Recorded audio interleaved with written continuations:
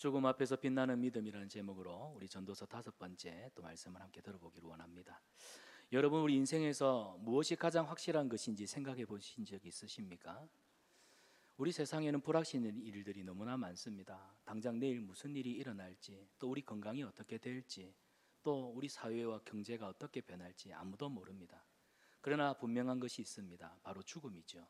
죽음만큼 확실한 현실은 없습니다. 그런데 사람들은요, 이 사실을 알면서도 인정하면서도 정작 죽음을 회피하려 한다는 사실입니다. 왜 그럴까요? 왜 사람들이 죽음을 회피할까요? 죽음은 고통스럽기 때문입니다. 죽음은 우리를 불안스럽게 하고 우리를 두려워하게 만드는 주제이기 때문입니다. 그런데 오늘 전도서 9장을 보면 이 죽음이라고 하는 불가피한 현실 속에 전도자는요, 삶의 진짜 의미를 찾으라, 삶의 진정한 지혜를 찾으라 우리에게 권면하고 있습니다. 여러분, 죽음은 우리 모두에게 다가오는 현실입니다. 하지만 이 사실을 어떻게 받아들이냐에 따라서 저와 여러분 우리의 삶이 완전히 다른 모습이 될 수 있습니다. 전도자는 죽음을 두려워하지 말고 오히려 죽음을 통해 하나님의 섭리를 바라보십시오. 오늘을 지혜롭게 살아가시기 바랍니다. 권면하고 있습니다. 오늘 말씀을 통해서 우리는 죽음과 그리고 하나님의 섭리, 그리고 그 앞에서 우리의 믿음과 태도를 어떻게 할지 새롭게 하는 시간 되기를 원합니다. 첫째로 오늘 본문 2절과 3절을 보면 죽음은 모든 인생의 공통된 운명이다, 이 사실을 우리에게 이야기하고 있습니다. 사랑하는 여러분, 죽음은 모든 사람이 맞이해야 되는 보편적이고 피할 수 없는 현실입니다. 오늘 본문 3절을 보면 모든 사람의 결국은 일반이라, 이 말은 죽음은, 이 죽음이라고 하는 것이 선한 사람이나 악한 사람, 의인이나 죄인을 가리지 않습니다. 누구도 죽음 앞에 예외는 없다는 사실입니다. 그런데 이 사실을 어떻게 받아들이냐에 따라서 우리 삶의 의미가 달라지고 방향이 완전히 달라집니다. 사람들은 그렇죠. 죽음 자체를 두려워합니다. 그래서 어떻게든 이 그림자에서 벗어나려고 애를 씁니다. 왜 그렇습니까? 사람들은 죽음은 삶의 끝이다 생각하거든요. 맞습니다. 죽으면 끝납니다. 그리고 죽음 이후에 대한 불확실성 때문에 죽음은 어디로 가는지 모릅니다. 그러니까 깊은 불안을 줄 수밖에 없죠. 그런데 오늘 전도자를 보십시오. 죽음을 외면하지 말고 직시하라, 죽음을 직시하라 우리에게 말씀하고 있습니다. 이 죽음을 외면하는 삶은, 우리가 죽음을 외면하게 되면 결국 우리가 왜 살아가는지, 우리 인생의 의미와 가치를 놓쳐버리기 때문입니다. 르네상스 시대의 이탈리아 작가였던 지오반니 보카치오라는 사람이 그 데카메론이라고 하는 작품을 썼는데, 이 데카메론이라고 하는 작품을 보면 이 죽음을 회피하려고 하는 인간의 모습, 죽음을 회피하려는 발부둥치는 인간의 모습을 잘 그려내고 있습니다. 중세 시대에 흑사병이 돌았죠. 패스트. 이 패스트가 창궐하던 시대에 돈이 있는 귀족들은 도시를 떠납니다. 시골 한적한 대저택으로 도망을 갑니다. 그들은 전염병의 공포에서 벗어나기 위해서 두려우니까 모여서 농담하고 사랑에 대한 이야기를 나누고 삶에 대한 여러 가지 희망지향인 이야기를 나누면서 이 전염병이라고 하는 두려운 끔찍한 현실을 잊으려고 했습니다. 그런데 웬일입니까? 죽음은 결국 그들의 피난처까지 찾아옵니다. 아무리 피하려 해도 죽음은 단 한 사람도 놓치지 않더라는 사실이죠. 그래서 이 작품에서 주는 교훈은 죽음은 피할 수 있는 것이 아니라는 겁니다. 이를 외면한다고 해서 우리 삶이 더 나아지지 않더라는 사실입니다. 여러분, 라틴어에 메멘토 모리라는 말이 있죠. 이 말은 죽음을 기억하라는 뜻입니다. 단순히 우리가 죽음이 있기 때문에 삶을 비관적으로 보라, 그런 말이 아니라 죽음이 있다, 죽음을 기억하라, 이 말은 우리는 언젠가는 인생의 끝이 있는 유한한 존재입니다. 그렇기 때문에 오늘이라고 하는 이 주어진 시간을 낭비하지 말고 소중히 여기며 살아가십시오 라고 하는 교훈이 이 메멘토 모리라고 하는 말 속에 담겨 있습니다. 이 말은 오늘 전도자의 말과도 일맥상통합니다. 우리가 죽음을 직시할 때 비로소 삶의 본질, 우리는 왜 살아가는지에 대한 끊임없는 질문을 죽음을 통해서 반추해내야 된다는 사실이에요. 우리의 삶의 본질과 우리 인생의 가치를 죽음을 통해서 깨달을 수 있다는 겁니다. 예를 들면 죽음을 외면하는 삶은 설계도 없이 지어진 집과 같다라고 말씀드리고 싶네요. 설계도 없이 집을 지어 보십시오. 결국 기초도 제대로 닦지 않고 벽도 제대로 세우지 않고 방도 아무렇게나 배치하게 되면 결국 무너지거나 쓸모없는 집이 되지 않습니까? 그런데 죽음을 기억하는 사람은 자기 인생의 방향을 정확하게 설정하기 때문에 매 순간순간을 참 의미 있게 뜻있게 살아갑니다. 그래서 죽음은 너는 곧 죽을 유한한 인생이야, 우리 한계를 가르쳐 주지만, 그렇지, 나는 곧 죽을 인생이야, 우리 한계를 깨달을 때 비로소 오늘 이 하루를 살아가는 하나님이 주신 이 선물과 같은 날이 얼마나 가치 있는지 우리는 발견하게 되는 것이죠. 또한 신자와 불신자 사이에 죽음에 대한 태도와 또 관망하는 자세도 극명한 차이를 보이지요. 불신자들은 죽음이 끝입니다. 모든 것을 잃는 두려움의 순간입니다. 하지만 우리 성도들에게 죽음은 끝이 아니라 하나님께로 나아가는 새로운 시작입니다. 죽음은 마치 죽음이라고 하는 문을 딸깍 열면 그 문 너머에는 주님이 계시는 영원한 세상이 있다는 사실이에요. 그래서 믿음은 이 죽음이라고 하는 두려움을 소망으로 바꾸는 줄 믿습니다. 여러분, 이사야 38장을 보십시오. 히스기야가 죽을 병에 걸렸을 때 그는 절망했습니까? 아니요. 하나님 앞에 간절히 기도합니다. 그는 죽음의 현실을 받아들였습니다. 자신의 삶을 돌아보고 그래서 하나님의 절대적인 주권에 의지하여 간절히 기도했습니다. 그 결과 하나님이 히스기야의 생명에 15년을 더 연장시켜 주시죠.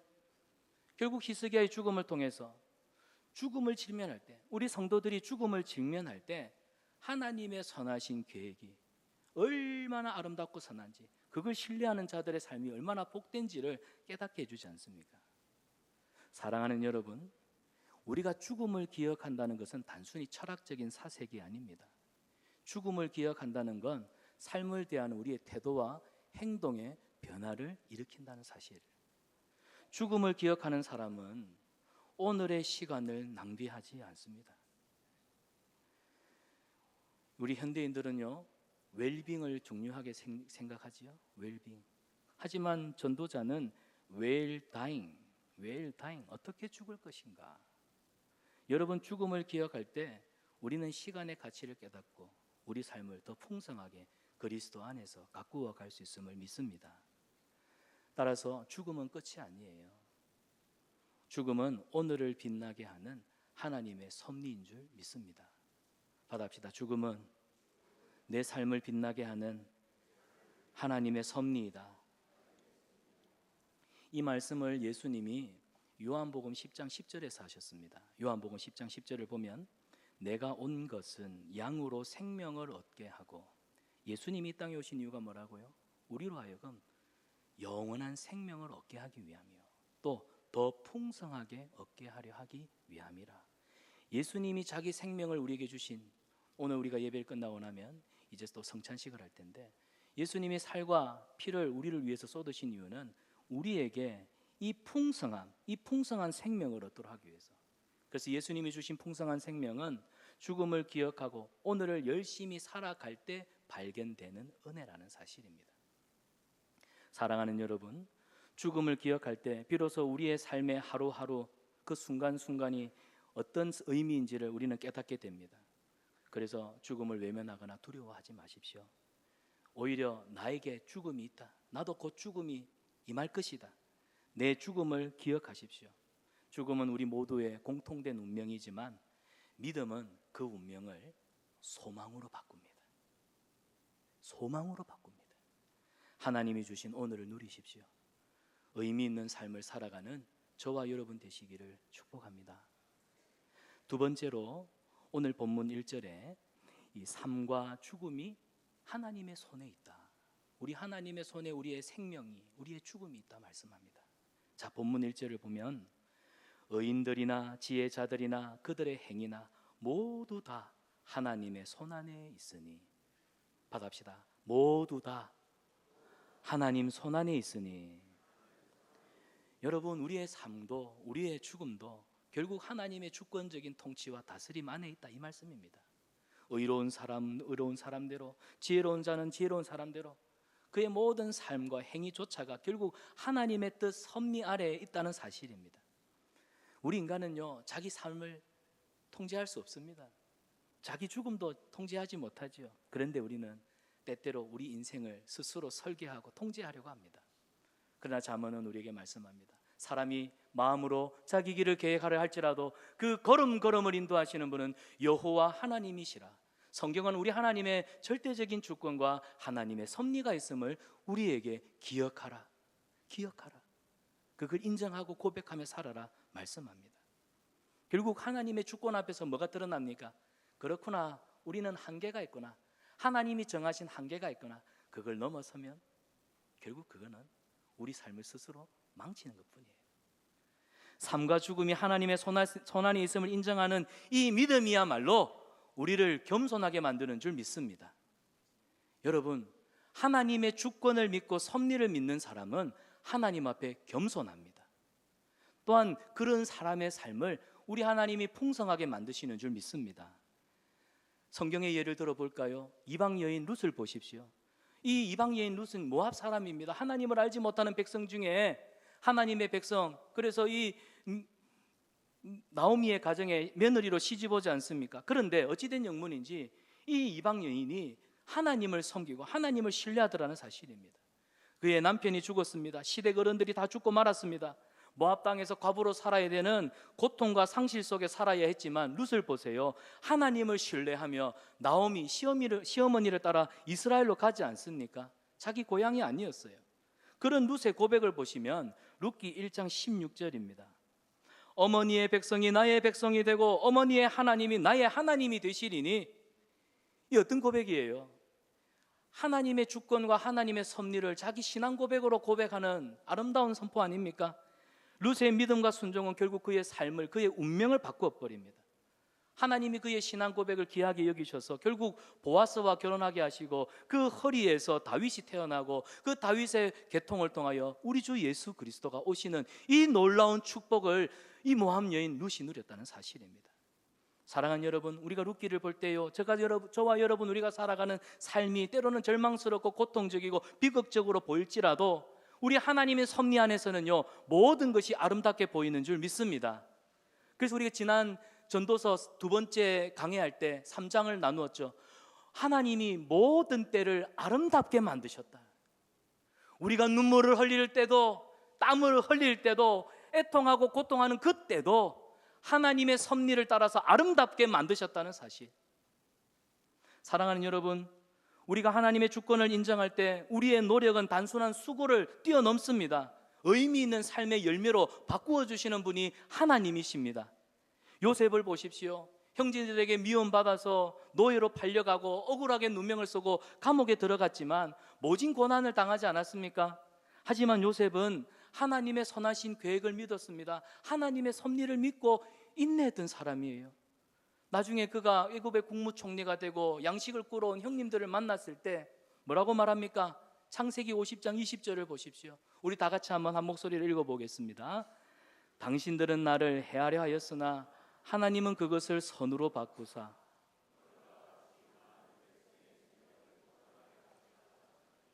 여러분, 저 같았으면요, 형 너 그때 나를 갖다가 그래 살려달라고 손바닥에 정말 발바닥이 되도록 삐들었는데 형 그때 무참하게 나 버렸지, 나 죽이려고 했지, 너의 상인한테 나 팔았지, 오늘 나 한번 죽어봐.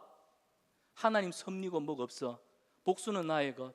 근데 요셉은 뭐라고 말하고 있습니까? 내가 지금까지 이 고난 당했던 건 하나님이 오늘 우리 많은 형제들과 많은 민족을 구원하라고 하나님이 이 고난이라고 하는 여정을 통해서 나를 섭리하셨으니 나는 그 하나님의 섭리를 이룬 도구일 뿐이니 원망한들 불평한들 그게 무슨 소용이요?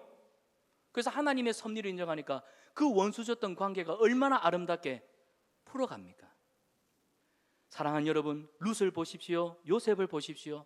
이들의 삶은 모두 고난에서부터 시작이 되었습니다. 그러나 하나님의 섭리의 손길에 자신들의 인생을 완전히 맡겼더니 달라지죠. 우리가 하나님의 섭리를 믿는다는 삶은 그냥 내 인생을 단순하게 포기한다는 말이 아닙니다.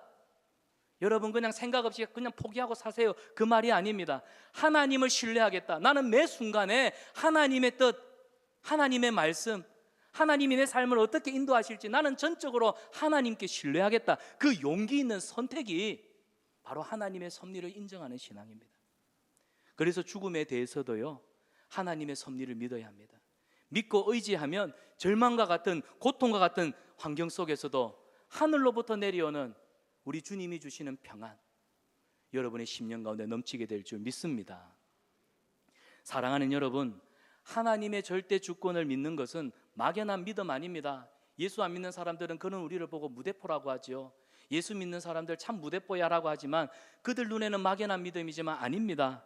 우리 삶의 실질적인 변화를 가져오는 하나님의 능력입니다. 우리 삶이 하나님 손안에 있다고 하는 이 믿음은요, 결국 불확실한 내일을 살아가는 우리에게 모든 두려움, 염려를 싹 없애주잖아요. 하나님의 주권을 믿는다는 건 단순히 수동적으로 따라가겠습니다가 아니라 더 적극적으로, 우리로 하여금 믿음 안에서 더 적극적으로 살게 하는 원동력이 되는 줄 믿습니다. 그래서 하나님이 우리를 주관하신다, 나를 주관하신다 하는 이 믿음이 있다면 불안은 평안으로 바뀔 것이고 우리 삶의 혼란은 질서로 바뀔 줄 믿습니다. 사랑하는 성산한빛교회 성도 여러분, 우리의 삶과 우리의 죽음이 하나님 손에 있다는 것을 믿는 것, 이것을 아는 것이 지혜입니다. 우리의 삶과 죽음은 모두 하나님의 손에 있습니다. 우리 하나님을 신뢰할 때 우리 인생은 그저 어디서 왔다가 어디로 가는지, 하숙생의 주제가에 나오는 그 가사가 아니라, 우리 인생은 그저 지나가는 시간이 아니라, 의미 없는 여정이 아니라 주님 뜻 안에서 모든 순간순간이 하나님이 기뻐 받으시는 예배가 되고 하나님의 역사가 나타나는 기적이 될 줄 믿습니다. 오늘 그 하나님의 섭리 안에서 감사로 평안으로 살아가는 저와 여러분 되시기를 축복합니다. 마지막 세 번째로, 현재를 소중히 여기고 기쁨으로 살아가십시오. 자, 오늘 본문 7절을 보면 전도자가 이렇게 말을 합니다. 너는 가서 기쁨으로 내 음식물을 먹고 즐거운 마음으로 내 포도주를 마실지어다. 이는 하나님이 네가 하는 일들을 벌써 기쁘게 받으셨음이니라. 자, 하나님이 네가 하는 일을 기쁘게 받으셨음이니라. 이 구절을 좀 주목하시기 바랍니다. 전도자는요, 우리에게 주신 이 순간, 이 지금이라고 하는 시간을 기쁨으로 살아가라고 권면하고 있네요. 오늘 본문을 보니까 가서, 그리고 먹어라, 그리고 마시라, 이 세 가지 동사는요, 한마디로 오늘이라고 하는 시간을 기쁨으로 살아라, 소중히 여기라, 그런 뜻입니다. 왜요? 하나님이 우리 삶을 기쁘게 받으셨기 때문이에요. 하나님이 우리의 모든 일거수일투족, 우리의 삶의 모든 순간순간을 우리가 하나님의 기쁨이 되려고 애를 써도 뭐할 판에 하나님이 우리의 그런 모든 순간순간을 이미 기쁘게 받으셨다라는 사실, 이게 은혜입니다. 이게 은혜. 우리가 때로는 실수하고 우리가 죄를 짓고 우리가 넘어지고 낭망하고 하나님을 향해서 불평하는 그 순간에도 하나님은 그런 우리의 모습들, 우리의 연약한 부족함을 아시는데 그런 순간순간들도 이미 기쁘게 받으셨다는 사실이에요. 그래서 오늘을 살아가는 우리 그리스도인들은 그냥 의미 없이 그냥 가볍게 여겨서는 안 된다는 겁니다. 불확실함 속에서 허무함으로 가득 차 보이는 우리 인생이라고 할지라도 하나님은 오늘 이 하루를, 오늘 이 순간을 축복으로 채워주셨다, 기쁘게 받아주신다. 고로 주 안에서 우리가 기뻐하는 것이 너무나 마땅한 것이고, 그래서 항상 기뻐하라, 쉬지 말고 기도하라, 범사에 감사하라, 이는 그리스도 예수 안에서 너희를 향하신 하나님의 뜻이니라. 많은 사람들이요, 종종 더 나은 내일을 위해서 오늘이라고 하는 너무 소중한 시간을 소홀히 여깁니다. 그런데 오늘 전도자는요, 내일이 아니라 오늘이란다, 오늘에 집중하라 말씀하고 있습니다. 사랑하는 여러분, 우리 하나님이 주신 시간은 내일이 아니라 오늘입니다. 내일이 아니라 오늘이요, 지나간 어제가 아니라 오늘입니다. 그래서 과거를 후회하거나 미래를 염려하면서 오늘 내게 주어진 이 시간을 낭비하는 것은 하나님이 주신 선물을 내가 버리는 겁니다. 오늘을 소중히 여기는 건 마치 오케스트라 연주와 같습니다. 어제도 우리 지휘자 집사님이 멋진 합창을 이렇게 하고 또 지휘도 하셨는데, 그 순간에 다들 합창단원들이 열심히 준비한 대로 그 노래를 불러갑니다. 근데 누구 한 사람이 실수를 하게 되면 그 오케스트라를 통해서 주는 그 감동이 그 순간에 실수를 인해서 감동이 무너지게 되죠. 근데 그 순간은 지나가 버립니다. 그 지나간 순간이 지나가고 나서 후회한들 때는 늦지요. 우리 인생도 마찬가지라는 겁니다. 지금의 순간이 지나가면 다시 돌아오지 않아요. 하나님이 우리에게 주신 인생이라고 하는 이 연주 속에서 매 순간순간을 하나님의 손길이 닿는, 그래서 하나님의 손길이 닿은 아름다운 곡조로 여러분 만들어가는 것이 저와 여러분 우리가 하나님 앞에 책임 있게 살아가야 될 오늘 하루라는 시간입니다. 하나님이 주신 오늘 이 아름다운 인생의 곡을 감사와 기쁨으로 연주할 수 있기를 축복합니다. 성경에 보면 오늘 이 하루를 참 열심히 살았던 인물이 있습니다. 다름이 아니라 느헤미야입니다. 느헤미야를 보면 그가 포로 생활을 마치고 유다 백성들과 함께 이스라엘 땅에 돌아옵니다. 그래서 예루살렘에 무너진 성벽을 52일 만에 재건을 하죠. 그런데 성벽을 재건할 때 너무 많은 방해가 있었습니다. 너무 많은 위협들이 있었습니다. 그런데 느헤미야가 그런 방해와 위협 속에도 흔들리지 않습니다. 하나님을 신뢰하고 자기 일을 묵묵하게 감당하네요. 결국 성벽 재건이 마무리된 후에 백성들과 함께 수문학 광장에 모여서 에스라가 여호와 율법을 읽어주고 그 율법 앞에 이스라엘 백성들이 자기 죄를 깨달으며 눈물을 흘릴 때, 그때 느헤미야가 이스라엘 백성들에게 이렇게 선포합니다. 느헤미야 8장 10절인데요. 저 빨간색으로 되어 있는 부분을 우리 같이 읽어봅시다. 시작. 이날은 우리 주의 성일이니 근심하지 말라. 아멘. 이 날은 너희가 지금 하나님 앞에 너희 죄 때문에 부끄럽고 두려워서 마음이 안타까워서 울고 있느냐? 그것도 좋다. 그러나 오늘 우리 하나님이 우리에게 말씀을 통하여 찾아오시지 않느냐? 오늘 이 날은 주님의 성일이다. 우리 주님 안에서 기뻐하자. 그래서 기쁨의 떡을, 믿음의 교제를 나누는 모습이 느헤미야 8장 수문앞 광장에서 일어났던 영적인 대부흥 운동입니다. 사랑하는 여러분, 느헤미야의 삶은요, 하나님의 주권을 신뢰하면서 오늘을 열심히 사는 삶의 모범을 보여줍니다. 이스라엘 백성들 보십시오. 광야에서 만나를 받아 먹을 때도 마찬가지 아닙니까? 하나님은 그들에게 매일의 만나를 내려주셨습니다. 하지만 필요 이상으로 모으면 어떻게 돼요? 썩어버렸어요. 하나님은 그날 주시는 our daily bread, 매일의 양식, 일용할 양식만을 가지도록, 그것만 하나님 앞에 누리며 감사하도록 하셨다는 사실입니다. 이 매일의 필요를 채우시는 하나님의 섭리, 이거는 하루하루를 주 안에서 기쁨으로 감사로 살아라고 하시는 우리 주님의 교훈입니다. 사랑하는 여러분, 오늘의 은혜에 감사가 없으면요, 내일의 은혜도 감사가 없습니다. 현재를 기쁨으로 살아가라고 하는 이 말은 그냥 낙관적으로 살아라 그런 말이 아닙니다. 하나님의 섭리와 주권을 신뢰하는 구체적인 신앙 고백입니다. 마르다와 마리아를 보십시오. 오빠 나사로가 죽었을 때 죽음 앞에 절망합니다. 근데 예수님이 나사로를 다시 살리십니다. 여러분 이걸 보세요. 나사로를 다시 살리심으로 인해서 오늘이라는 시간에도 하나님의 능력이 있고 하나님의 계획이 여전히 우리의 절망스러운 상황 속에서도 작동하고 있다는 것을 보여주는 기적 아닙니까? 그래서 우리가 오늘을 살아가면서 고민해야 할 것은 단순히 하루를 기쁨으로 보내는 것만이 아닙니다. 우리의 시간과 우리의 에너지와 우리의 열정이 과연 하나님의 뜻에 맞게 사용되고 있는가, 이거 돌아봐야 됩니다. 그래서 사랑할 사람을 사랑하고 용서할 사람이 있다면 용서하면서 우리 하나님 맡겨주신 사명 감당하는 거, 이게 오늘을 가치 있게 살아가는 우리 성도들의 신앙 고백적인 삶입니다. 사랑하는 여러분, 하나님의 섭리와 주권 아래 우리에게 주신 이 하루의 시간을 기쁨으로 감사로 채워가시기를 축복합니다. 말씀을 맺습니다. 죽음은 모든 사람에게 공평한 현실입니다. 하지만 우리의 삶과 죽음은 우리 하나님의 주권적인 다스림 안에 있습니다. 이 사실을 믿는 사람은 두려움을 평안함으로, 또 불확실성을 소망으로 바꾸겠죠. 하나님은 우리 삶을 기쁘게 받으신다고 말씀하십니다. 그래서 우리는 얼마든지 주 안에서 이 날이 축복의 날임을 알고 기뻐할 수 있습니다.